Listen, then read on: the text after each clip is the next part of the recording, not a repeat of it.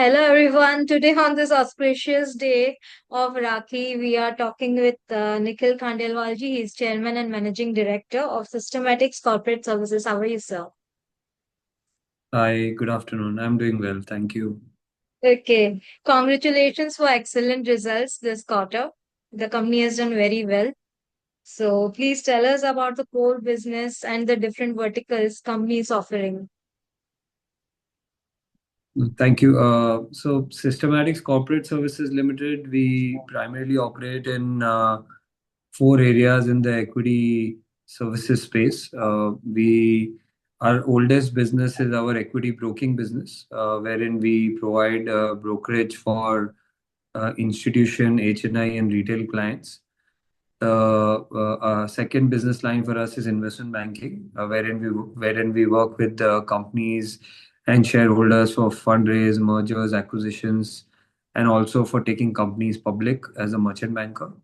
The third business is of wealth management, wherein we work with the HNIs and family offices for managing their wealth. And the fourth business for us is asset management, where we run our own PMS, and also we have recently announced launch of our own AIF funds, which is alternate investment funds. So these are the four areas which we work in.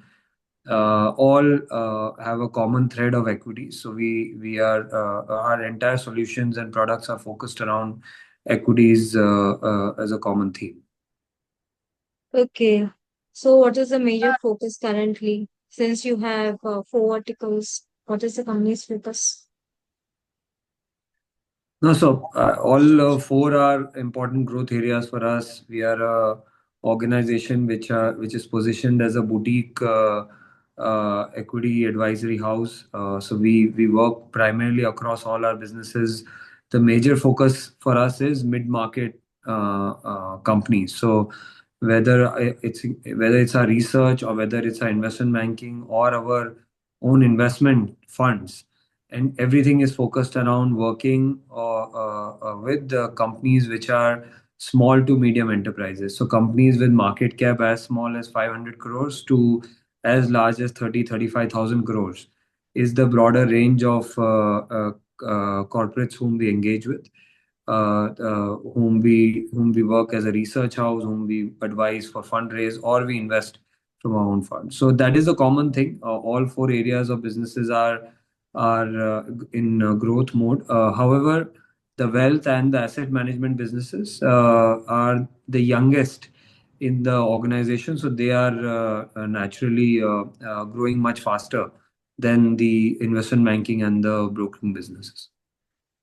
Okay, the SME segment is currently really hyped up in India. So the company is anyhow going to do very well since it is focusing on SME segment and mid area. So what is your strategy for growth? Well, I mean, as I said, we are growing across functions, but the most important part in growth of any business, especially in our sector, is creating very strong a team. So the team building initiatives are obviously very critical. Second is execution. So we are in midst of very critical execution process as well, wherein we are working with increasingly with a lot of listed as well as unlisted companies on their fundraise initiatives.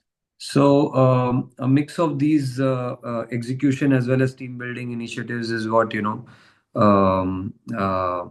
is going to help us grow at a consistent pace.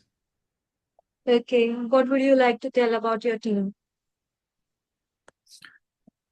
Um, so we are a 300-member team as an organization. So for across these four functions, the team is quite. It's a good mix of old and new people, but it's a very young team, and everybody works with a common passion of driving excellence in the mid market, small and medium enterprises. Working with companies in different roles.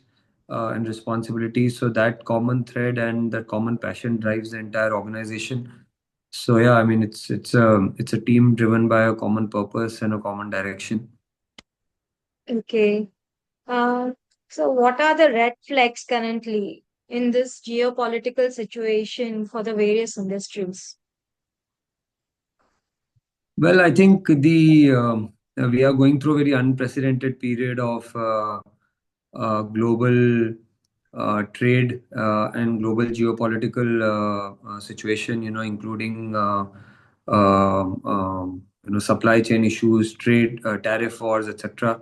So it is impacting a lot of companies, whoever imports or exports, and increasingly, I think, especially over the last 4 5 days, we are seeing a significant hit on an impact on the companies which export increasingly to the US markets.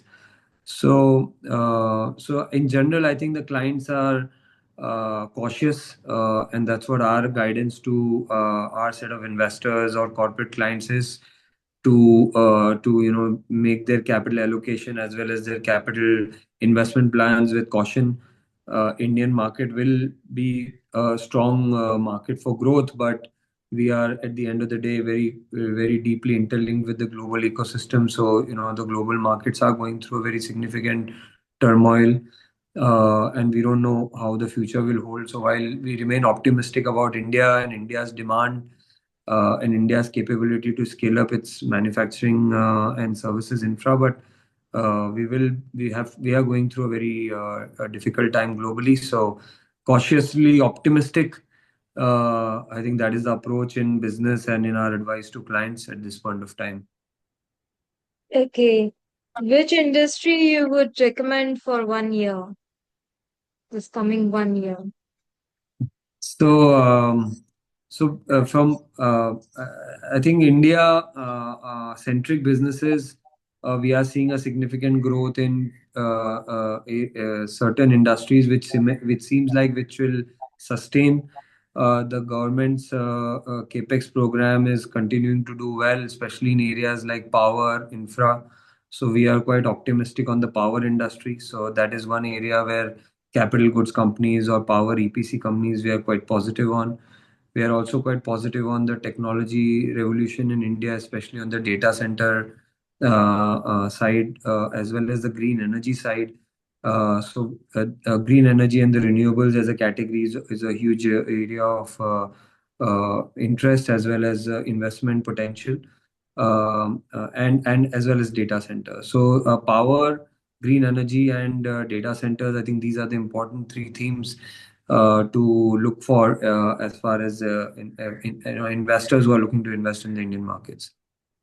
In the short run, how do you see the markets for next 3 months? Well, I think Well, the I think the markets markets. are in a complicated phase where the global issues are bothering the markets quite significantly. There is a significant outflow of capital also because of the change in the USD INR mix. Over the next 2 3 months, we feel that there will be a significant impact which will be visible on companies, the export-oriented companies, their balance sheet, and their order book. So we are of the view that in the next 2 3 months, market might give flat to negative returns. It will be a very stock-specific market, a very result-driven market. So from a short-term, markets doesn't seem to be looking increasingly optimistic. That's the advice at this point of time. Okay. So please tell our investors that what are the key points for selection of SMEs, because number of SMEs are increasing day by day. So please Yeah, tell I them think how to select. Yeah, I think the smaller you go in the in the companies in terms of size, and small and medium enterprises are obviously that pack. I think one important thing is that small and medium enterprises uh, are the building blocks of our country. They generate maximum employment as well as are also the fastest growing category in the corporate in the corporate fraternity. So small and medium enterprises are definitely the place to invest or to participate in India's growth from. However, when you're looking at smaller and medium enterprises, you have to look at two, three things extremely carefully. Most important is the promoter quality. So, from a promoter quality perspective, we need to be extremely cautious about, what kind of capital the promoter has put in the company, how many years of experience the promoter has given to the company, etc. The second is the quality of the balance sheet, that especially small and medium enterprises cannot be very highly leveraged. So they need to be very low on debt, preferably debt free. So that I think is the second point. And third is, of course, the industry. That when you are investing in small and medium enterprises, if they are in an industry which is very highly competitive and doesn't have significant disruptions possible, then it will be very difficult for a small company to make its mark and to create a significant market share. So I think these are the three important aspects: the promoter quality, the balance sheet, as well as the growth potential of the industry. I think these are the three things which we need to be very careful of. Okay, so please tell us about the company's financial strengths and please put light on the current quarter results which have come. So, Systematics has actually been quite profitable for years. In the last 6 months, we also raised a preferential issue in the company for about 103 crores. As a result of that, we are sitting on a cash balance of upwards of about 150, 160 crores. The company is executing well across its businesses, especially our broking business and our investment banking businesses are showing strong numbers. First quarter was a decent quarter for us, and we expect that the subsequent quarters we are actually looking forward to a much stronger execution across our transactions and our broking business. So should be a good growth here overall for us compared to what we did in FY25, driven primarily this year by investment banking and equity broking. And next year onwards, in FY27 onwards, a lot of contribution will come from our asset management and wealth management business as well. Okay, so what is your vision? So, as I mentioned, I think Systematics we are building as a house which can be a primary house, a primary financial services firm for mid-market companies to seek advice for their fundraising requirements, for their strategic requirements, M&A requirements, as well as their journey to taking companies public.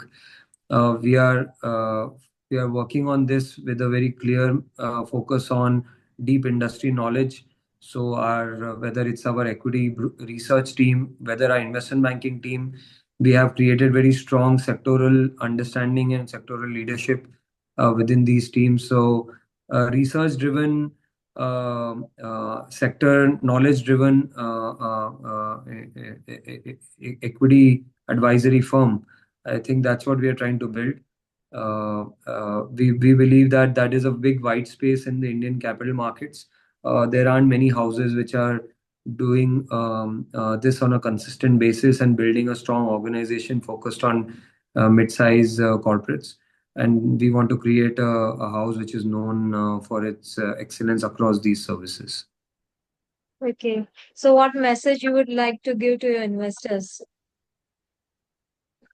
Well, I think we are trying to build a firm which is highly profitable, has strong growth areas within our old businesses as well as the new businesses which we are seeding. The promoters have significant skin in the game with almost 71% equity in the company. And we have absolute clarity that we want to build an institution which is known for its excellence and for its strong leadership team beyond what the promoters do in the firm. So you know it's hence it will be a long lasting, a growth oriented business for all stakeholders. Okay. Finally, what message you would like to give to the new investors who are looking forward to invest in Indian markets? Well, I think India is a strong growth market for everybody, old and new. We are a 6+% GDP market in at least anytime over the next 8 to 10 years. We are moving from a service-oriented economy to a manufacturing-oriented economy, which is actually a very critical juncture in our growth and in any economy's growth. So a mix of those factors definitely makes India a very attractive market for people old and new. And India, as I mentioned, is a country which is being created by small and medium enterprises. So Indian market and small and medium enterprises within the Indian markets all are significant pockets of growth and for value creation. So investors should look at the country as well as these markets quite positively. Thank you, Nikhil ji, for sparing your precious time and giving us important information. Thank you. Thank you so much. Pleasure. Yes, sir. Yeah.